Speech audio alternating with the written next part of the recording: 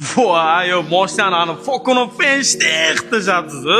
Men qarang buni faqat multfilmlarda ko'rardim-da. Menga qarab kulib turibdi-yu, qanaqadir xursand bo'lib ketyapman-da. Aka, Chaqmoq McQueen endi Toshkentda bu nafaqat sizni, balki obunachilarni ham xursand qiladi. Qanaqasiga? Aka, mana kapotni bitta ochamiz, kapotni naqd 60 million shitir turibdi. Aka, mana ochilishi ham qiyin bo'ldi, qarang.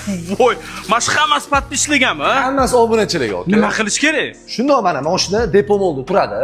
Hop, Mashinaning oldiga kelib, xolasi qo'shiq aytadimi, vayn oladimi, syomka qiladimi, mobilografiya, edit videolarni, xullas nima video ishlatsa 60 millionni shunda olib ketishsin. voy gap yo'q, lekin bilaman, podpischlarimning orasida mobilograflarni videoga oladigan bolalar ko'p-ku.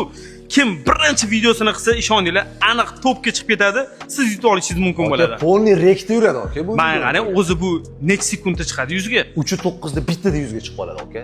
Deyman, qarang, o'shaning uchun ham bekorga chaqmoqmas ekanda. Bekorga chaqmoq. Radar kelmadimi hech xatlari? Aka, radar qog'ozlari bilan to'lib ketdi-yu. Makulaturaga faqat radar qog'ozi bor. Shuning uchun men sizga Neonline antiradarni qo'yasiz, maslahat beraman. Aka, bunisini eshitganman, lekin lyuboyni bittada urib yuborar ekan. Wi-Fi orqali update ham qilsa bo'ladi, aka. Bittada. Xullas, bu videoga mana shu mashina rangidan like-chani bosib, mobilografiya, blogerlikka qiziqadigan do'stingizni sirrochni yuborib qo'ying. Maza qilsin.